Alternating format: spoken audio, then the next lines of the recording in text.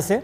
પણ હું નથી માનતો કે એવું કહે કે ચલો નૈતિકતાના કારણે હું રાજીનામું આપી દઉં અને હવે બીજા કોઈને ભારતીય જનતા પાર્ટી મારા અનુગામી શોધે. એ કે 75 વર્ષ થઈ જશે તો હું રિટાયરમેન્ટ લઈ લઉં. હું નહીં માનતો કે એવું કંઈ કરશે વડાપ્રધાન. એ દેશની સેવા કરવા ઈચ્છે છે અને દેશની સેવા કરવા માટે વડાપ્રધાન પદની જવાબદારી વેંઢારશે જ. ચલો, અને ઇન્ડિયા ગઠબંધનને લઈને હવે ઘણી બધી શક્યતાઓ શરૂ થઈ ચૂકી છે. સમીકરણો શું રચાશે, બેઠકમાં આખરે શું નિર્ણય લેવાશે અને સામે પક્ષે તડજોડ કરવાને લઈને આખરે ઇન્ડિયા ગઠબંધનને લઈને કેટલી પોસિબિલિટીઝ આપ જોઈ રહ્યા છો? જો શરદ પવાર એક્શનમાં આવી જ ગયા છે. શરદ પવારે નીતિશ કુમારને, ચંદ્રાબાબુ નાયડુને, નવીન પટનાયકને હાલ તો તેઓ કહી રહ્યા છે કે અમારા તરફથી આવો કોઈ પ્રયત્ન નથી થયો, પણ પ્રયત્ન થવાની કેટલી શક્યતાઓ? જો પ્રયત્ન થાય તો કોઈ ટીવી ચેનલને કોઈ કહેવાનું નથી અને પ્રયત્નો બંને બાજુએ થતા જ રહે છે. અને બીજું કે આ ચંદ્રાબાબુ નાયડુ અને નીતિશ કુમાર તો એવા પલટુરામ છે કે અગાઉ યુપીએ સરકારમાં રહીને ચૂંટણી લડ્યા હતા અને પછી વાજપેયીની સરકારમાં જતા રહ્યા હતા. અને નીતિશ કુમારનો ટ્રેક રેકોર્ડ તો કેવો છે કે એ કોંગ્રેસ અને ભાજપ બંનેને દગો દઈ ચૂક્યા છે. એટલે નીતિશ કુમાર ગમે ત્યારે દગો દઈ દે એમાં કોઈ નવાઈ પામવા જેવું નથી. આવતીકાલે આ બંને મહાનુભાવો ડેપ્યુટી પ્રાઇમ મિનિસ્ટરની પોઝિશન માંગશે, હોમ મિનિસ્ટ્રી માંગશે, ફાઇનાન્સ મિનિસ્ટ્રી માંગશે, ડિફેન્સ માંગશે. તમે શું કરશો? એમનું બાર્ગેનિંગ તો હવે થશે જ, કારણ કે એકની પાસે 16 બેઠક છે, બીજાની પાસે 15 બેઠકો છે. બિલકુલ. નરેન્દ્રભાઈ, આપની પાસે આવી રહ્યો છો. આ મુદ્દે પણ આપણે એક ચર્ચા રહી ગઈ બાકી કે આખરે ઇન્ડિયા ગઠબંધન હવે આટલી બેઠકો તો છે, બેઠક આપની થવાની છે, પરંતુ સરકાર સુધી પહોંચવાની પણ ચોક્કસપણે તેમાં ઉઠકપઠક હશે. શક્યતાઓ આપ શું જોઈ રહ્યા છો? આમાં તમે અજયભાઈએ કહ્યું એ પ્રમાણે અત્યારે કોઈ પણ શક્યતા નકારી શકાય તેમ નથી.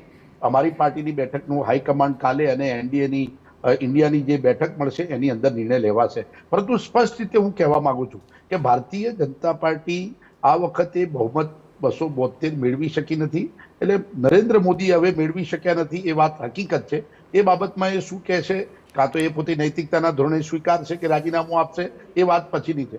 વાત મુદ્દાની એ છે કે 32 બેઠકો ભારતીય જનતા પાર્ટી બહુમતથી દૂર છે.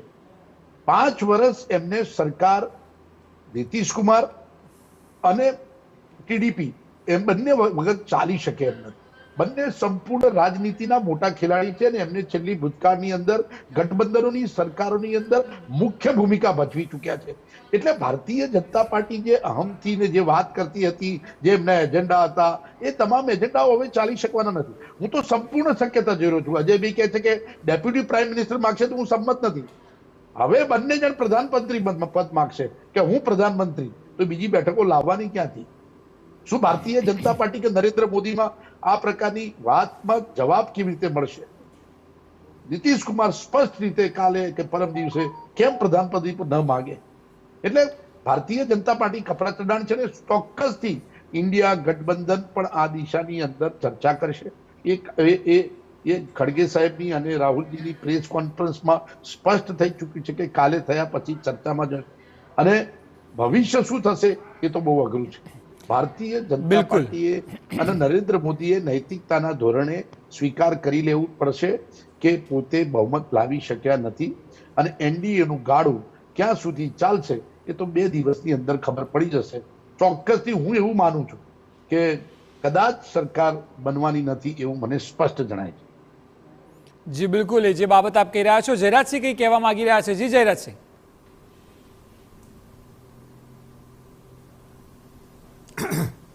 જયેશભાઈ, 2-3 વાત મારી વાત ધ્યાનથી સાંભળજો, એટલે બધાને મારી આ વાત, આ મુદ્દો ચાલે છે. એટલે પહેલી વાત તો યુપીએ 1માં 2004માં 128થી સરકાર સરસ રીતે ચાલી શકે એને તમે ધારણામાં માની લો છો.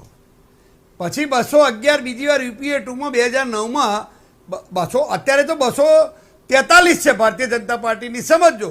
પણ 225થી 223થી પણ સરકાર બની શકે, સારી રીતે ચાલી શકે. જયેશભાઈ, આપની એક વાતમાં થોડો ઉમેરો કરું છું કે આપણે કહ્યું કે ગઠબંધનનો અનુભવ ભાજપનો નથી. ના, એવું નથી. 13 દિવસ 13 મહિના અને 5 વર્ષ 98 થી 2004 નરેન્દ્ર મોદી ભારતીય જનતા પાર્ટીને ગઠબંધન બહુ સારી રીતે સુપેરે ચલાવ્યું જ છે. સમજો, ચલાવ્યું જ છે. એટલે ભારતીય જનતા પાર્ટી ગઠબંધનનો અનુભવ નથી એવું નથી. હા, 2 વખત બહુમતી મળી છતાં ગઠબંધનની સાથે જ રહેલા છીએ. હવે મુદ્દો એ કે તમે હમણાં અજયભાઈ કહેતા હતા, મારા પરમ મિત્ર, મારા ભાઈ છે, કે મોદી સાહેબ નૈતિકતાની જવાબદારી સ્વીકારી અને રાજીનામું આપે. શેના માટે આપે ભાઈ? 243 ભારતીય જનતા પાર્ટીની અને સ્પષ્ટ રીતે 291 કે 92 બેઠકો અત્યારે થઈ રહી છે એનડીએની, એનાથી 293 હોય અને પછી ઓછું હોય તો 100% સ્વીકારીએ. મને નવાઈ લાગે છે કે આપણે ચર્ચા શેના માટે કરીએ છીએ?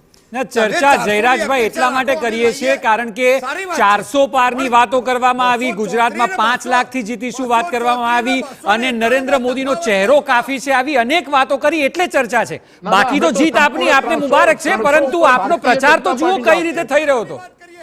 મારી વાત, અરે અજયભાઈ, અમે 1 કરોડની વાત કરીએ પણ તમે વાસ્તવિકતા તો અમે આગળ જ છીએ ને ભાઈ. જયરાજભાઈ 243 કે 245 બેઠકો સાથે સરકાર ના રચી શકાય એમાં કોઈ વાત નથી, અથવા તો એનો કોઈ વિરોધ પણ નથી. હું તમને કહું કે ભૂતકાળમાં ચૌધરી ચરણસિંહ વખતે અથવા તો ચંદ્રશેખર વખતે અથવા તો હું તમને કહું કે વીપી સિંહ વખતે આટલી બધી બેઠકો નહોતી. ઇવન 2009માં પણ તમે કહો છો એ રીતે નહોતી. મૂળભૂત વાત અક્ષયનો સવાલ એટલો જ છે કે સ્વતંત્ર રીતે કોઈ વ્યક્તિ, કોઈ વડાપ્રધાન, કોઈ સરકાર કામ કરવા માટે ટેવાયેલી હોય અને એવા વખતે એને ગમતા અથવા તો અણગમતા લોકો સાથે અથવા તો પક્ષો સાથે કામ કરવું પડે તો એ વખતે તમે કામ કરી શકો કે નહીં? તમારી અપેક્ષા પ્રમાણે જનતા વર્ડિક્ટ ના આપે. અરે એ પોતાની અપેક્ષા નથી કર્યા. જયરાજભાઈ સુધી કદાચ મુદ્દો નથી જઈ રહ્યો. એનીવેઝ કઈ વાંધો નહીં. વિકાસભાઈ, હું આપને સવાલ કરવા માંગુ છું કે જે વાત જો 400 પારથી શરૂ થઈ હતી કે 400 પાર આવશે, ત્યારબાદ ગુજરાતમાં 5 લાખની લીડની વાત કરવામાં આવી હતી, ત્યારે ભારતીય જનતા પાર્ટી આ અપેક્ષા તો નહીં જ રાખી હોય. કારણ કે જુઓ કે ઉત્તર પ્રદેશ જેવા રાજ્ય અને બંગાળ જેવા રાજ્ય જ્યાંથી સરસાઈ મેળવવાની વાત તેઓ કરી રહ્યા હતા, એ બધી જ જગ્યાએ નુકસાન છે. વિકાસભાઈ, ના અક્ષય, વાત સાચી છે. જો અજયભાઈએ કહ્યું એમ રાજનીતિ છે તો મને નવાઈ લાગે છે. હજી તમે બંને મારા અંગત મિત્રો છો, 30 વર્ષથી મારા જૂના જાણીતા મિત્રો છો. મને નવાઈ લાગે છે કે અમે 543 અપેક્ષા રાખીએ યાર વિકાસભાઈ. એની સામે જનતાની અદાલતમાં અમે 291 પર છીએ અને 243 પછી સવાલ ખાલી એટલો છે. અક્ષયનો સવાલ ખાલી એટલો છે. એક મિનિટ મને કહેવા દો વિકાસભાઈ મારી વાત પૂરી કરવા દો. વિકાસભાઈ, હા કરો. પાર્ટ 2 સાંભળો જ ખરા. પાર્ટ 2 જે 234, સમજો બંને તજજ્ઞો છો, તમારું લખેલા અમે વાંચીએ છીએ, તમારું બોલેલું સાંભળીએ છીએ. તમે બધે 234માં 234 એટલે કે ઇન્ડિયા ગઠબંધન, સમજો એની અંદર 350 બેઠકો તો એકબીજાની સામે લડ્યા છે. 350 બેઠકો મમતા બેનર્જીની સામે કોંગ્રેસ લડે, રાહુલ ગાંધીની સામે એલડીએફનો યુડીએફના ઉમેદવારો છે. સમજો મારી વાત. પંજાબમાં સામે લડે. અત્યારે ભાઈ તમને એકતા ક્યાંથી લાગવા માંડી? અત્યારે ચૂંટણી જો ભેગા લડ્યા નથી, ભેગા બેસવાની તૈયારી નથી, એકબીજા ઉપર ગુરકિયા કરો છો, એકબીજા ઉપર કાતરિયા ખાઓ છો, તમારે કોઈ મનમેળ નથી, કહેવા પૂરતો તમે ઇન્ડિયા ગઠબંધન કહો છો. જૂજ 100-150 બેઠકો ઉપર તમે સમાધાન કર્યું છે. તમે કેજરીવાલ જોડે દિલ્હીમાં સમાધાન, પંજાબમાં સામે, બંગાળની અંદર બેસવાનું ભેગા મોદી સાહેબને હરાવવા માટે, પણ ચૂંટણી સામે લડવાની, કેરાલામાં બેસવાનું ભેગાની વાત કરવાની, ચૂંટણી સામે લડવાની. તો તમે, અમારે તો એવું નથી ને. અમારે તો એકી અવાજે એકી રાગે 291 એટલે 91. તમારા 234 ભેગા કરતા કરતા ફેણ પડી જશે. હજુ જુઓ તો ખરા, ફેટ પડી જશે તમારા. હજુ તો મમતાજીના બધાની ડિમાન્ડ તો સાંભળજો ભાઈ. તમે તો ચૂંટણી 350 બેઠકો એવી છે વિકાસભાઈ કે સામે લડે છે એકબીજાની. એમ ભેગા બેસવાની વાત તો જવા દો. જયરાજસિંહભાઈ, જો મારી વાત સાંભળો, તમે મને કન્વિન્સ કરી શકશો, પણ મૂળભૂત વસ્તુ એ જ.